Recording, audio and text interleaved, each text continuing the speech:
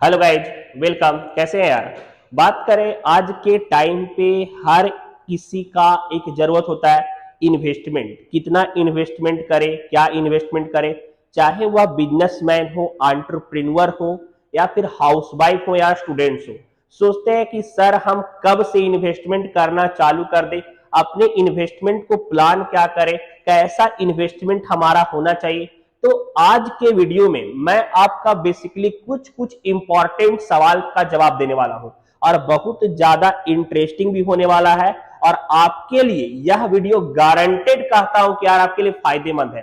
पूरा वीडियो देखिएगा, बहुत ज्यादा हेल्पफुल मिलेगा। आपके फंड को कैसे आप यूटिलाइज करोगे, कैसे आप अपने इनकम को मेजर करके अलग अलग कैटेगराइज करोगे, इस वीडियो में बात करें।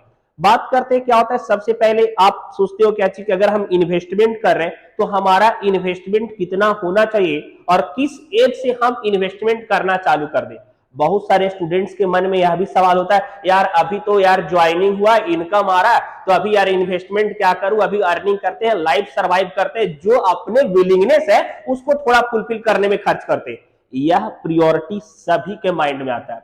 दूसरा बात करें, क्या होता है कि अब लोग सोचते हैं कि यार लाइफ है तो बहुत ज्यादा रिस्क भी है, तो लाइफ है बहुत ज्यादा रिस्क भी है, तो कहां पे अपने पैसे को इन्वेस्ट करें जिससे ज्यादा रिटर्न मिलेगा। हमारा इन्वेस्टमेंट अप्रोच जरूरत के हिसाब से क्या क्या होना चाहिए, फ्यूचर में हमारे गोल क्या होंगे, हमारी जरूरतें क्या होगी और समय के हिसाब से हमारी जरूरतें कैसे बदलती है, तो हमारा इन्वेस्टमेंट अप्रोच क्या होगा, उनके मन में भी सवाल चलते रहता है। तीसरा जो सबसे खास बात क्या होता है, आज के टाइम पे यार बहुत सारे ब्रोकर, मार्केटिंग एक्सपर्ट बैठे हुए हैं और आपको अलग अलग आइडिया होते हैं। सर जी सेविंग में पैसा लगाइए, एफडी में पैसा लगाइए, गोल्ड में पैसा लगा दीजिए, रियल एस्टेट में पैसा लगा दीजिए, एफडी करवा लीजिए, स्टॉक मार्केट में पैसा लगा दीजिए। इतना सारा ढेरों ऑप्शन आपके पास लेके आते हैं कि आप कंफ्यूज करते यार इन्वेस्टमेंट करें तो कहां करें, कहां ज्यादा रिटर्न मिलेगा।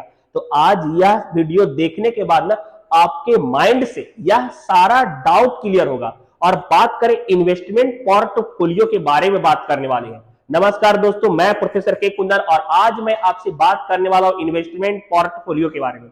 बहुत ज्यादा इंटरेस्टिंग होने वाला। सबसे पहले बात करें, जो मैं आपको चार्ट के थ्रू समझाता हूं, चलते देखिएगा। हाँ गाइज, अब आगे चलते समझिएगा। सबसे पहले बात करें इन्वेस्टमेंट पोर्टफोलियो के बारे में, होता क्या है या समझिए।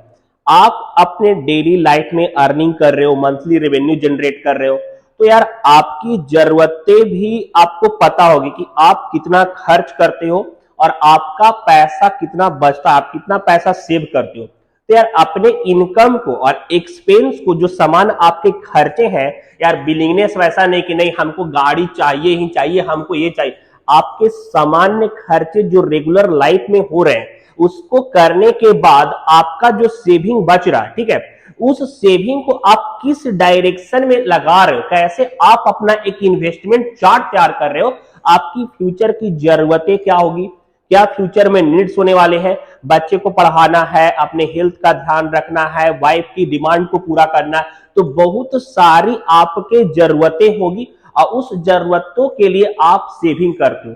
तो आप अपना एक जो इन्वेस्टमेंट पोर्टफोलियो चार्ट तैयार करते हो, इसे इन्वेस्टमेंट पोर्टफोलियो बोलते हैं। इन्वेस्टमेंट पोर्टफोलियो जो हर एक इंडिविजुअल पर्सन का अलग अलग हो सकता है, क्योंकि हर किसी की नीड्स, हर किसी के बिलिंगनेस, जरूरतें अलग अलग है। तो इन्वेस्टमेंट पोर्टफोलियो भी आपका हर किसी का अलग अलग होता है। जो एक्सपर्ट आपके जरूरतों को जान करके, आपके नीड को समझ करके वह तैयार करते हैं कि आपका इन्वेस्टमेंट पोर्टफोलियो ऐसा होना चाहिए। लेकिन अगर बात करें हमारे हिसाब से, तो किसी भी पर्सन को सबसे पहला बात करें, हेल्थ इंश्योरेंस आज के टाइम पे रखना बहुत ज्यादा जरूरी है।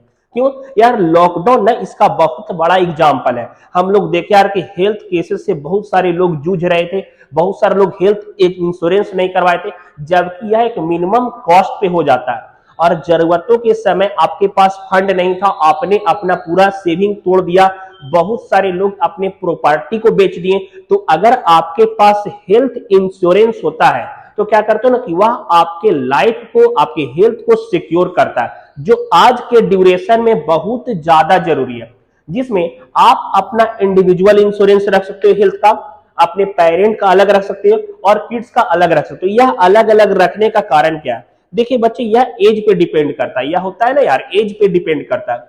अगर इंडिविजुअल के बारे में अगर बात करते हो तो यार आपका अपना खुद का आपका एज क्या है, उसके हिसाब से रिस्क कवरेज क्या रहेगा, तो ये इन्वेस्टमेंट प्लान में ऐसा डिसाइड किया जाता है। तो आप अपना अलग रखोगे क्योंकि आपके एज कुछ और है, पेरेंट्स का हेल्थ में कुछ और, क्योंकि उनके एज ज्यादा है तो रिस्क वहां पे ज्यादा है, ठीक है। तो यहाँ पे आपके प्रीमियम भी अलग होंगे, आपका रिस्क कवरेज भी अलग होगा। किड्स का यार अभी तो किड्स हैं तो उनका भी, तो यह आप अलग से एक प्रिपेयर प्लान में चार्ट तैयार करके देखो कि करेंट में क्या चल रहा है इन्वेस्टमेंट, क्या पोर्टफोलियो है, क्या रिटर्न है, क्या इंश्योरेंस का प्रीमियम हमारा लगेगा, एनुअल एक्सपेंसेस क्या होगा, यह आप डिसाइड करोगे। लेकिन यहाँ पे आपके इंडिविजुअल, पेरेंट्स और किड्स के अलग होने चाहिए, ठीक है। वाइफ का भी ले सकते हो, ठीक है, मतलब हर पर्सन का। बात करें दूसरा लाइफ इंश्योरेंस। अगर आप अपने घर में सिंगल वन पर्सन हो जो कमा रहे हो, अर्निंग कर रहे हो, तो यार लाइफ इंश्योरेंस बहुत ज्यादा जरूरी है। क्या होगा ना, जिंदगी के साथ भी, जिंदगी के बाद भी, जिंदगी के साथ आप प्रीमियम भरो, लेकिन अगर बाई एक्सीडेंटल अगर आपको लॉस होता है तो आपके फैमिली अच्छे तरीके से सरवाइव करे, उसके लिए एलआईसी हेल्प करेगा। आपको फ्यूचर में यह कभी टेंशन लेने का जरूरत नहीं पड़ेगा कि यार मेरे ना रहने के बाद मेरे फैमिली का क्या होगा, क्योंकि उनके लिए एलआईसी रहेगा, जिसके प्रीमियम से जो सुविधाएं आप देना उनको चाह रहे थे वह उनको मिलेगा इनके क्लेम से। तो यह आपके लिए प्रियोरिटी है, हेल्थ इंश्योरेंस भी और लाइफ इंश्योरेंस भी। इसके बाद ही हम किसी और इन्वेस्टमेंट के बारे में सोचेंगे। थर्ड बात करें इमरजेंसी फंड। लॉकडाउन इसका बहुत बड़ा एग्जाम्पल इमरजेंसी फंड में आया लेकर के। क्या होता है ना, लॉकडाउन के समय पे अच्छे खासे बिजनेस बंद हो गए, किसी का रिटर्न नहीं हो रहा था, और बहुत सारी बड़ी बड़ी कंपनियां बंद होने के कारण से अपने एम्प्लॉय को बोल रही थी कि यार छोड़ दो काम को। गवर्नमेंट भी उसमें कुछ नहीं कर रही थी। गवर्नमेंट का भी था कि नहीं, अगर आप सैलरी नहीं पेड कर सकते हैं, उनका भी दिक्कत है, तो आप काम से हट जाओ। तो यहां पे आपका इनकम क्या हुआ, रुक गया। लेकिन आप अपने जिस समय अर्निंग ड्यूरेशन में इमरजेंसी फंड पहले से क्रिएट करके रखते, तो आप 6 मंथ, 7 मंथ, 8 मंथ अगर रिलैक्स भी रहते, तब भी आपको लगता नहीं यार मिनिमम नीड्स हमारा इमरजेंसी फंड तो हमारे पास है, जो हमारे बेसिक नीड को फुलफिल करेगा, हमको वहां पे दिक्कत महसूस नहीं होगा। तो आप इमरजेंसी फंड में इन्वेस्ट कर सकते हो, जो आपके फ्यूचर के अनसर्टेनिटी टाइम को वेयर करने में बहुत ज्यादा हेल्प करेगा। खास करके अगर आप प्राइवेट जॉब कर रहे हो, जॉब छूट गया, नो टेंशन, इमरजेंसी फंड यार 3 महीना आराम से सर्वाइव करेंगे, नो दिक्कत, क्लियर। तो यह इमरजेंसी फंड हो सकता है जिसमें आप एफडी, सेविंग या कैश रिजर्व रख सकते हो। एफडी में बात करें, टर्म के साथ लेना। ऐसा नहीं कि आप एफडी ले लो जो 3 साल का लॉकिंग है, 6 साल का लॉकिंग है, तो लॉकिंग वाले में कंडीशन जिसमें आप पैसा बिड कर दिया अचानक से, तो आपका यार कुछ चार्ज कट जाएगा, तो यह आपको लॉस जनरेट करेगा। तो यह आप समझ करके लोगों की आपका टर्म वाला होना चाहिए। सेविंग कर तो कोई दिक्कत नहीं, सेविंग में आपका 2-3% यही मान के चलो कि हमको कम रिटर्न मिल रहा है, लेकिन पैसा हमारा सिक्योर और जरूरत के वक्त हम लिक्विडिटी मेंटेन करेंगे, जब चाहेंगे निकाल सकते हैं, क्लियर। नेक्स्ट बात करें कैश रिजर्व, तो आपके पास पड़ा हुआ है कैश रिजर्व। गोल्ड में भी यहां कर सकते हो। क्या होगा, गोल्ड का वैल्यू बढ़ता है, आपके इन्वेस्टमेंट वैल्यू से गोल्ड का वैल्यू बढ़ेगा, और जब चाहे जब आप इसको कैश में कन्वर्ट कर सकते हो, तो लिक्विडिटी यहां पे मेंटेन होता है। तो यहां पे आप इतना ध्यान रख सकते हो। चलिए अब आगे बात करते हैं। देखिए यहां पे मैंने इनकम एक्सपेंस चार्ट बनाया है। हर एक बंदे का इनकम होता ही होता है। अब सोच रहा है कि भाई अगर मैं जो इनकम, या हर एक इंडिविजुअल बंदा जानता है, हर एक पर्सन जानते हैं कि वह कितना पैसा अर्न कर रहे हैं। अब हमारा यार क्या होता है ना, एक समझदार बंदा वह होता है जो अपने इनकम पे पूरा पहले से एक मेजरमेंट तैयार करके रखे कि यार हमने इनकम करा है तो हमारा पैसा क्या खर्च होना चाहिए, क्या सेविंग होना चाहिए, और अपने विलिंगनेस पे कितना खर्च करेंगे। क्योंकि यार कुछ ही टाइम होता है जिसमें आप अपने विलिंगनेस को पूरा करते हो। अगर वो लाइफ को अगर आप मिस कर दोगे तो दोबारा अचीव नहीं होता, तो विलिंगनेस पे भी ध्यान देना चाहिए। अब क्या हुआ कि आपका इनकम जो भी रहा, अब 50 से 60% आपके हर किसी का यार घरेलू खर्च में होता ही होता है। इससे कम होने का सवाल नहीं, महंगाई लगातार रेपिडली बढ़ रहा है, तो 50 से 60% आपका खर्च होगा। दूसरा 20% आप वांट्स पे खर्चा करो। अब ऐसा नहीं है बोलिएगा सर मेरा वांट्स ऐसा था जो बहुत ज्यादा मल्टीपल था, कोई दिक्कत नहीं। फर्स्ट मंथ 20% सेविंग करो, सेकेंड मंथ 20% सेविंग करो, थर्ड मंथ 20% सेविंग करो, फोर्थ मंथ 20%, फिफ्थ मंथ में वह वांट्स आपके पूरा हो जाएंगे। लेकिन आपको थोड़ा पेशेंस रखना पड़ेगा, हो सकता है आपके वांट से कुछ और अच्छा मिल जाए आपको, क्लियर। अब बात करें इन्वेस्टमेंट का, 20 to 30% यहां भी आप इन्वेस्ट कर सकते हो। यह आप मेजर कर रहे हैं ना परसेंटेज के हिसाब से, यहाँ 50 से 60 मैंने डाला है, यहाँ 20 to 30 मैंने डाला है, तो आप उसके हिसाब से मेजर कर लेना। अब इन्वेस्टमेंट कहां करोगे आप समझिए, सेविंग में भी कर सकते हो, गोल्ड में भी कर सकते हो, डिजिटल फॉर्म में करना, क्योंकि आपको गोल्ड के वैल्यू के साथ साथ उस पर रिटर्न भी मिलता है, समझ में, 2.5% 2% का रिटर्न भी मिलेगा, तो दो तरफा बेनिफिट होगा। गोल्ड का करंट वैल्यू बढ़ेगा वो भी आपको मिलेगा, साथ साथ 2-3% जो एक्स्ट्रा रिटर्न मिल रहे हैं वो भी आपको मिलने वाला है।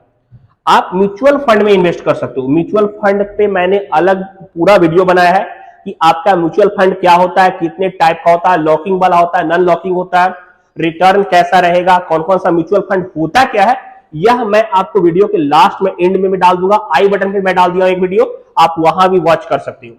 बात करें आप डिजिटल मार्केट में इन्वेस्ट कर सकते हो पैसा।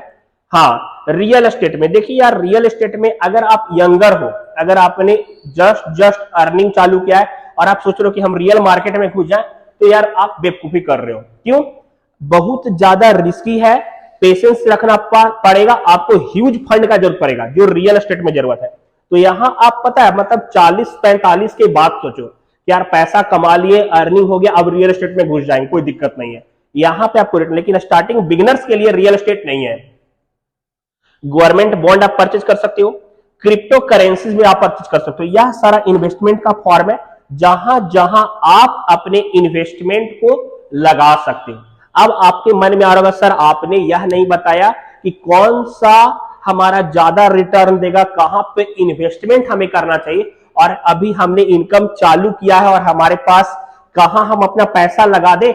आपके प्लान के हिसाब से तो समझ गए, और भी मन में सवाल आ रहा होगा आपके, सवाल कमेंट बॉक्स में डाल दीजिए और नेक्स्ट वीडियो का वेट कीजिए जिसमें मैं यह बताऊंगा कि अगर आपने जस्ट इनकम करना शुरू किया है तो आप अपना पैसा कहां लगाओगे। अगर स्टूडेंट्स हो तो उनके लिए बहुत ज्यादा बेनिफिशियल है। बाय, मिलेंगे नेक्स्ट वीडियो में।